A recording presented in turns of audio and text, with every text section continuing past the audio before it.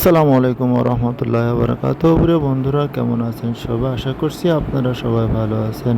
আজকের এই চ্যানেলে এর 5 নম্বর পর্বে আপনাদের সবাইকে স্বাগত জানাচ্ছি। 5 নম্বর।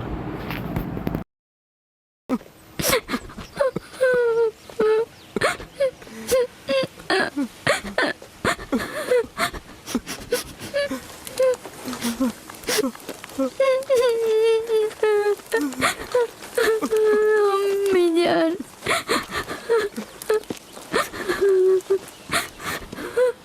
রাহেলের নামে ইঙ্গিত ছিল ও সকালে ইন্তেকাল করবে। হে পরওয়ারদিগার, রাহেলের বিচ্ছেদে আমাকে সবুর ধরা তৌফিক দাও।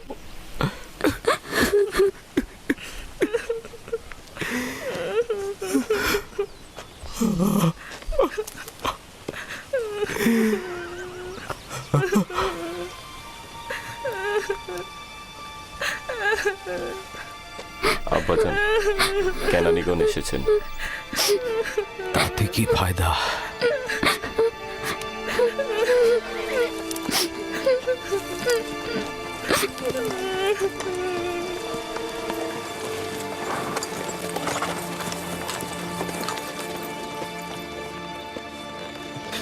কোথায় রোগী? কোথায়? তাঁবুর ভেতরে। তাড়াতাড়ি যাও, তাড়াতাড়ি। হ্যাঁ হ্যাঁ। সালাম হে খোদার নবী। সালাম আমার বোন। অনেক দেরি করে ফেলেছ বোন। রাহেল আর নেই। সে রাহেল ছিল।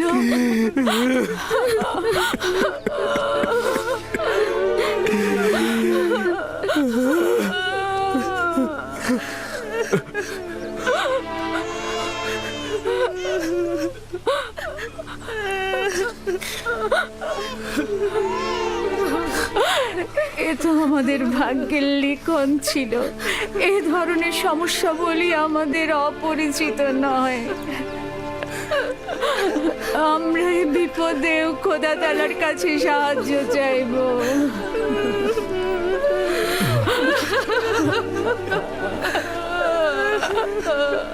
তুমি নিশ্চয়ই রাহেলার বোন লিয়া। তোমাকে কি বলে সান্ত্বনা জানাবো, আমার সে ভাষাটাও জানা নাই।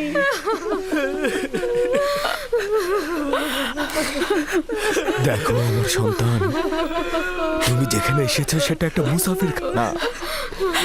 এখানে কেউ আসে, আবার কেউ চলে যায়। খোশামদের পুত্র, তোমার আগমন মোবারক হোক।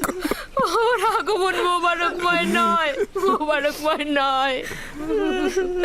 তাকে বেনুনি ডাকবে। দুর্ভাগ্যময় সন্তান, ও আমার বোনের মৃত্যুর কারণ। চুপ করো লিয়া, চুপ করো। জন্ম মৃত্যু সব খোদার হাতে।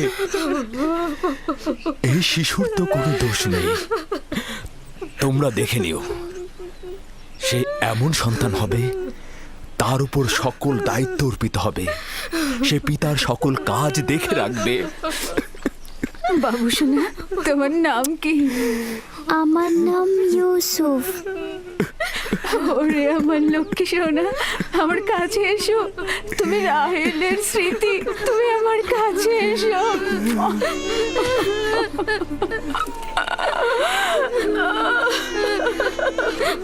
আম্মাজান, আম্মাজান, আম্মাজান।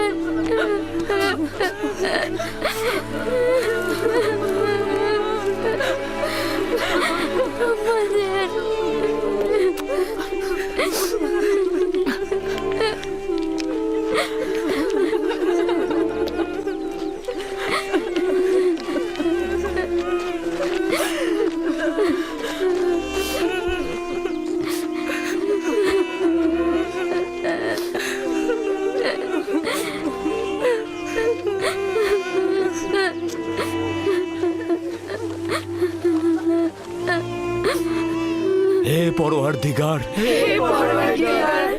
নিঃসঙ্গ রাহেলের আত্মার প্রতি রহমত বর্ষণ করো। আমিন।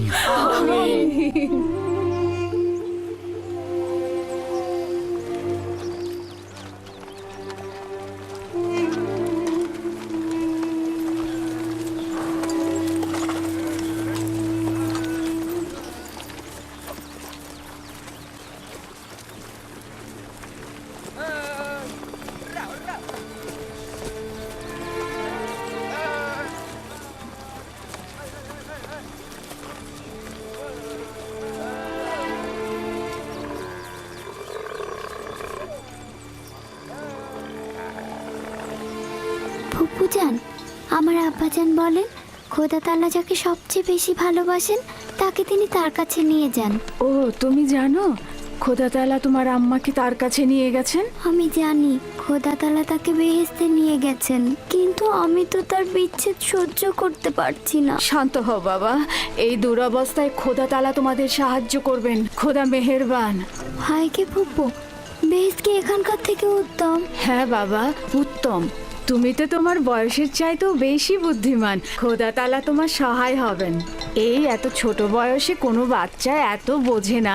তুমি নিশ্চয়ই মহৎ ব্যক্তি হবে।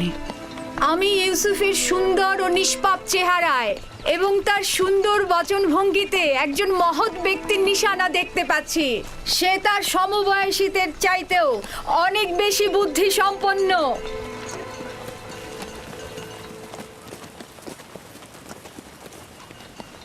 চুপ করো বোন, চুপ করো। ইউসুফ তার অন্যান্য ভাইদের মতোই, কোনো পার্থক্য নেই। ইউসুফের চেহারা এবং বুদ্ধিমত্তা দেখে আমি মুগ্ধ। আমি ইউসুফকে আমার কাছে রেখে লালন পালন করতে চাই। আমি তার মায়ের অভাব পূরণ করব। তোমার কাছে অনুমতি চাইছি। আমি আমার বোনের কাছে শপথ করেছি যে তাকে তার মায়ের অভাব বুঝতে দেব না। তাকে আমার সন্তানদের মতোই লালন পালন করব। কিন্তু তুমি তোমার এত সন্তানদের মধ্যে তা কি পারবে? তার কোনো সম্ভাবনা নেই। আমি তাকে এক মুহূর্তের জন্য চোখের আড়াল করতে পারবো না।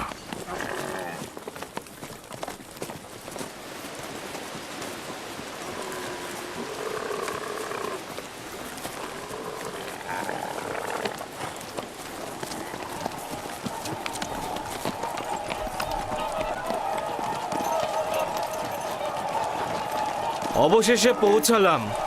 এটাই সেই শহর যেখানে আমার জীবনের শেষ দিন পর্যন্ত থাকতে হবে।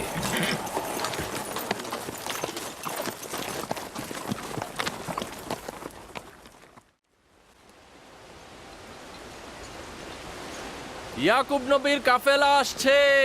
সবাই দেখো, ইয়াকুব নবীর কাফেলা আসছে।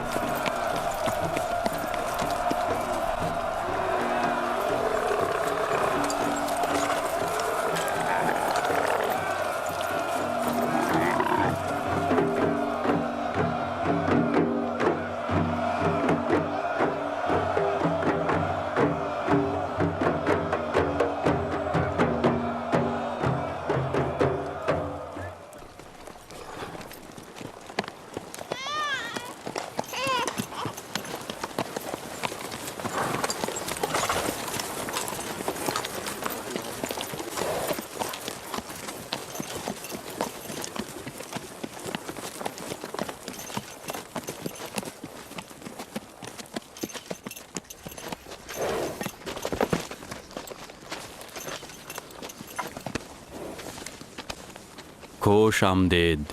খোদার নবীর আগমন সাদরে গ্রহণ করছি এবং আপনার শোকের সমবেদনা জ্ঞাপন করছি। আপনার উপরে যে মুসিবত নেমে এসেছে, খোদা তাআলা আপনাকে ধৈর্য ধারণ করার তৌফিক দান করুক। জীবন ও মৃত্যু তো খোদার হাতে, আমরা তার প্রতি অনুগত থাকব।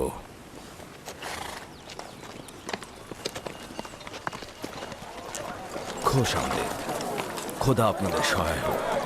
খোশ আমদেদ, খোশ আমদেদ, খোশ আমদেদ।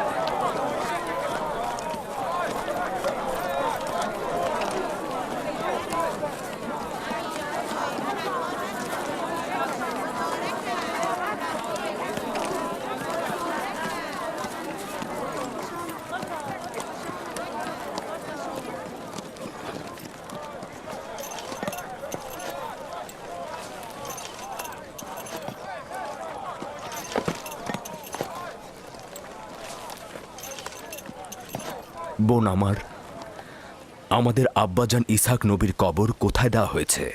তুমি সে জায়গাটা চেনো। আমাদের দাদা যান হজরত ইব্রাহিম ও তার সহধর্মিনী মাকফিনা আর আমাদের আম্মাজানের কবরও ওখানেই দেওয়া হয়েছে।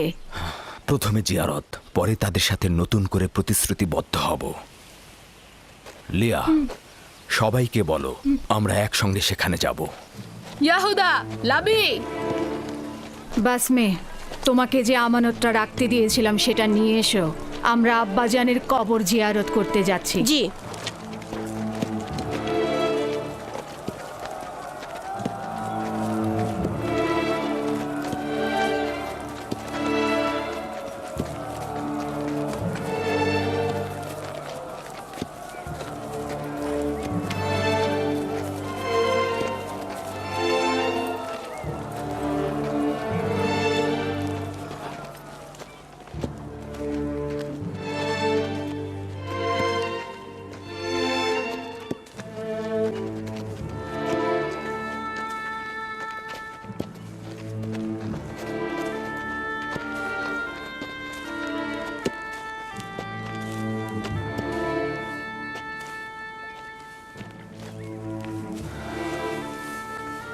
ইব্রাহিম পয়গম্বর, আপনার উপর দরুদ বর্ষিত হোক।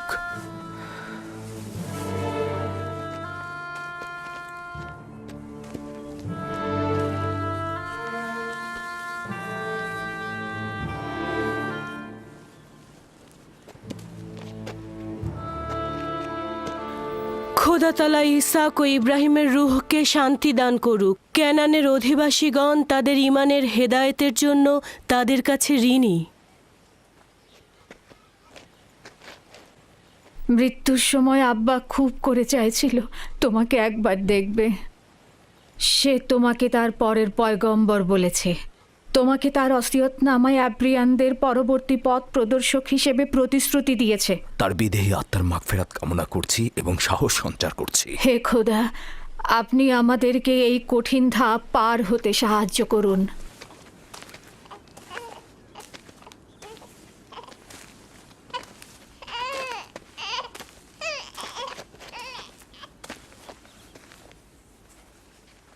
এই পোশাকটির মালিক আমাদের শ্রদ্ধেয় দাদাজান হজরত ইব্রাহিম। উত্তরাধিকার সূত্রে আব্বাজান ইসাকের কাছে এসেছিল। এখন তুমি হচ্ছ এর উত্তরাধিকারী। যেহেতু আমি আমার পিতার প্রথম সন্তান ছিলাম, তাই তোমার অনুপস্থিতিতে আমি একে সংরক্ষণ করেছি।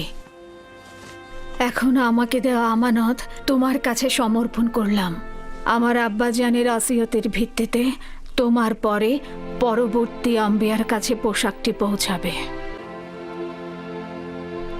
সম্ভবত এটিকে রেসালাতের জুব্বা বলা যেতে পারে।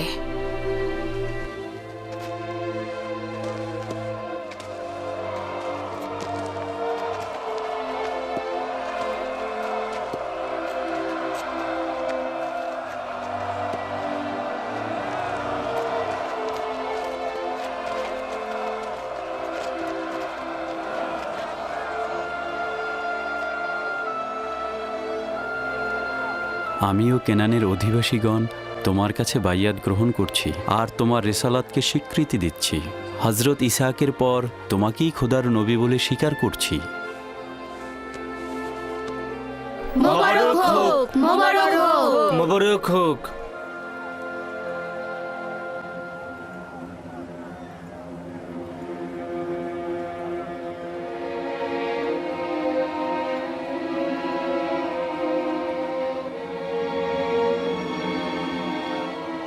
তুমিও কি এটাই ভাবছো যে আব্বাজানের পর এই জামা কার কাছে যাবে? সেটা তো ভালোভাবেই বোঝা যায়। যে বেশি শক্তিশালী হবে সেই পাবে। তোমরা ভুল করছো। যার ঈমান বেশি শক্তিশালী হবে সেই এটা পাবে।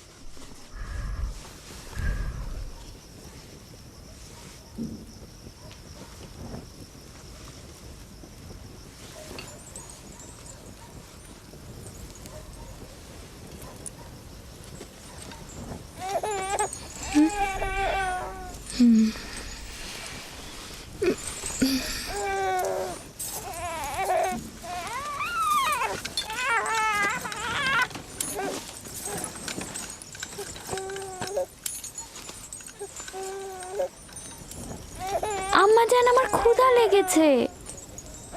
আমাদের খাবার দেবেন না আম্মাজান? কি হলো, খাবার দাও। একটু ধৈর্য ধরো, এমন কিছুই হয়নি।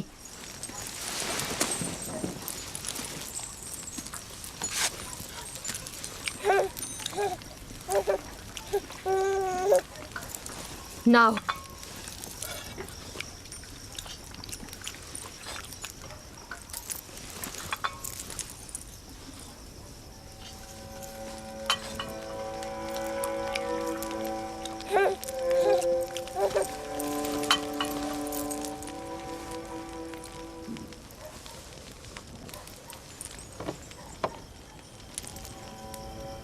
কি হয়েছে তোমাদের? খাচ্ছ না কেন? আমার বেলায় এত অল্প আর ইউসুফকে এত বেশি। কথা কম বলো, চুপ করে খাও। আহা থামুলিয়া, এগুলো কি করছো? নিজের উপর নিয়ন্ত্রণ আনো। বেনিয়ামিনকে আমি দেখাশোনা করছি, তুমি বাচ্চাদের খাবার দাও। এতগুলো বাচ্চার দেখাশোনা করা আসলেই মুশকিল। লিয়া, আমি জানি তোমার হক রয়েছে। তোমার 7 ছেলে 1 মেয়ে, সাথে আবার রাহেলের ছেলেও যোগ হয়েছে। আমার চাওয়াটা আবারও মনে করিয়ে দিচ্ছি। সব সময় আশা ছিল আমার একটি সন্তান থাকবে, কিন্তু সে আশা কখনো পূরণ হলো না। আমার বয়সের আর অল্প সময় বাকি আছে। আমার ইচ্ছাটা পূরণ করো। রাহেলের এই ছেলেটাকে আমার কাছে দাও। নিশ্চিত থাকো যে আমি একে চোখের মনি করে রাখবো। দেখছই তো লিয়া কতটা কষ্ট করছে। তোমরা কিছুটা হলেও ইউসুফ আর তার ভাইয়ের কথা চিন্তা করো। আমি তার দূরে থাকাটা কিভাবে মেনে নেব? আমি ওকে দূরে কোথাও নিয়ে যাব না। তোমাকে কথা দিচ্ছি, ওকে তোমার সাথে প্রতিদিন দেখা করাবো। যদি কোনো রকম প্রতারণা করি, মিথ্যা বলি, আমাকে তোমরা ক্ষমা করো না। জীবনের শেষ বিন্দু দিয়ে, ভালোবাসা দিয়ে ওকে আগলে রাখবো, মানুষের মতো মানুষ করব। বিশ্বাস করো, রাহেলের আত্মা যেমন শান্তি পাবে আর তোমরাও স্বস্তিতে থাকবে। কিন্তু ফায়েক, আমার সাথে আমার বোনের প্রতিজ্ঞার কি হবে? আমি আমার বোনকে কথা দিয়েছিলাম ইউসুফকে তার মায়ের অভাব কখনোই বুঝতে দিব না। ফায়েকে তোমার সেই অঙ্গীকার বাস্তবায়ন করবে। নিঃসন্দেহে সে ইউসুফকে অনেক বেশি ভালোবাসবে। দেখুন, আমার সন্তানদের প্রতি খেয়াল রাখতে গিয়ে ইউসুফের প্রতি কখনোই অবজ্ঞা হবে না। ব্যাপারটা ঠিক বিপরীত। আমার ধারণা তুমি অন্যান্য সন্তানদের প্রতি গাফেল হচ্ছ, ইউসুফকে বেশি ভালোবাসছো। ইউসুফ পুত্র আমার, এদিকে এসো।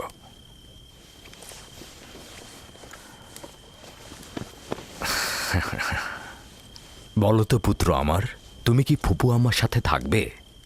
জি আব্বাজান, ভাইকে ফুপু মা একজন ভালো মা। না সোনা, আমি তোমার প্রিয় মাতার মতো নই, তবে চেষ্টা করব তার মতো হতে। তার ঘ্রাণ কিছুটা হলেও তুমি পাবে।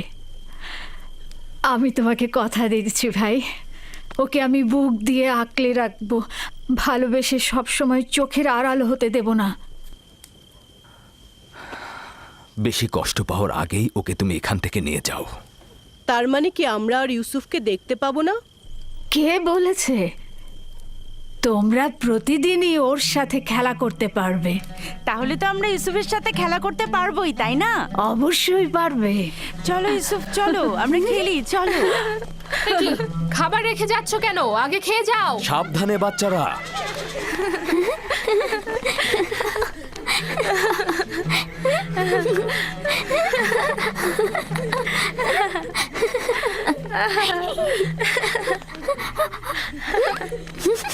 কিন্তু না, আওয়ামী লীগ, বিএনপি, জাতীয় পার্টি, চরমনা, জামাত ইসলাম সমস্ত মানুষের কত জাহিদুন ফি সাবিলিল্লাহ এক প্ল্যাটফর্মে এসে রব্বুল আলামিনের পক্ষে আল্লাহর জমিন, আল্লাহর দ্বীন কায়েমের সংগ্রাম করা প্রত্যেকটি দলের একসাথে ফরজ ছিল। কথা বলেন। কিন্তু আমরা জাজদার মতো আলাদা আলাদা হয়ে গেছি। আলাদা আমাদেরকে করেছে ইহুদি খ্রিস্টানেরা। 3 নম্বর পয়েন্ট, তুমিনুনা বিল্লাহি ওয়া রাসূলিহি ওয়া তুজাহিদুনা ফি সাবিলিল্লাহ। এটা গুরুত্বপূর্ণ একটা পয়েন্ট। ওয়া তুজাহিদুনা, এই অত জাহিদুনা এই শব্দের উপরে কোরআনের মধ্যে কমপক্ষে 550 আয়াত আছে। অত জাহিদুনা, এই তুজাহিদুন, এই তুজাহিদুনা এই শব্দের পরে, এই শব্দের সমর্থনে 550 আয়াত আছে কোরআনের মধ্যে। তাহলে এই শব্দটা কি গুরুত্বপূর্ণ শব্দ। অত জাহিদুনা ফি সাবিলিল্লাহ, মহান রব্বুল আলামিন এখানে কি বলছেন আমাদের জন্য? যেমন পৃথিবীর ভিতরে প্রত্যেকটা ধর্মের মানুষেরা তাদের ধর্মকে ঠিক রাখার জন্য, তার দলকে ঠিক রাখার জন্য লড়াই সংগ্রাম চেষ্টা প্রচেষ্টা যেখানে যেভাবে চেষ্টা চালিয়ে যাচ্ছে, ঠিক তদ্রুপ ভাবে আল্লাহর জমিনে আল্লাহর দ্বীন কায়েমের জন্য, রক্ষা করার জন্য তোমাদেরকে জিহাদ করতে হবে, লড়াই করতে হবে, সংগ্রাম করতে হবে, যেখানে যেভাবে যেই কায়দায় সুবিধা। এটা কি আছে আমাদের মধ্যে? না। যে আওয়ামী লীগ করে সে আওয়ামী লীগের পক্ষে লড়াই করতেছে, যে বিএনপি করে সে বিএনপির জন্য লড়াই করতেছে, যে জামাত করে সে জামাতের জন্য লড়াই করতেছে, যে তবলিগ জামাত করে সে তবলিগ জামাতের পক্ষে লড়াই করতেছে, যে ব্যক্তি চরমনা করে সে চরমনার পক্ষে লড়াই করতেছে। কিন্তু না, আওয়ামী লীগ, বিএনপি, জাতীয় পার্টি, চরমনা, জামাত ইসলাম সমস্ত মানুষের কত জাহিদুনা ফি সাবিলিল্লাহ এক প্ল্যাটফর্মে এসে রব্বুল আলামিনের পক্ষে আল্লাহর জমিন আল্লাহর দ্বীন কায়েমের সংগ্রাম করা প্রত্যেকটি দলের একসাথে ফরজ ছিল। কথা বলেন। কিন্তু আমরা জাজদার মতো আলাদা আলাদা হয়ে গেছি, আলাদা আমাদেরকে করেছে ইহুদি খ্রিস্টানেরা, আমরা করিনি। অনেকে বলে হুজুরদের মধ্যে এত দলকার, মুসলমানদের মধ্যে এত দলকার, এই দল বানিয়ে দিয়েছে ওরা। ছেলে এক দল করে, বাপ এক দল করে, স্ত্রী আরেক দল করে, স্ত্রী ভিন্ন দলের নির্বাচন করতেছে, আবার স্বামী আরেক দলের নির্বাচন করতেছে। এগুলো আমাদেরকে শিখিয়েছে ইহুদি খ্রিস্টানেরা, যার কারণে আজকে পরিবারের মধ্যেও শান্তি নাই। এই রাজনৈতিক কারণে বিভেদ সৃষ্টি করে দিয়েছে। আমরা মুসলিম পরস্পর কে আওয়ামী, কে বিএনপি, কে কোন দলের কোনো দেখার বিষয় নাই। অত জাহিদুনা ফি সাবিলিল্লাহ, প্রত্যেকটি মুসলিম যে ব্যক্তি ঈমান এনেছে তার নৈতিক দায়িত্ব আল্লাহর জমিনে আল্লাহর দ্বীন কায়েমের সংগ্রাম করার চেষ্টা করা। আমি বলতেছি না বোমা মারতে, আমি বলতেছি না গুলি করতে। যেখানে যেভাবে দাওয়াত দিলে সুবিধা, একটা মানুষ কিভাবে নামাজি হবে, একটা মানুষ কিভাবে সুদ ছাড়বে, একটা মানুষ কিভাবে গাঁজা ছাড়বে, ফেন্সিডিল খাবে না, একটা মানুষ কিভাবে আল্লাহর দিকে আসবে, এইভাবে এই চেষ্টা চালিয়ে যেতে হবে রাষ্ট্রীয় পর্যন্ত, আপনার রাষ্ট্র মন্ত্রণালয় পর্যন্ত।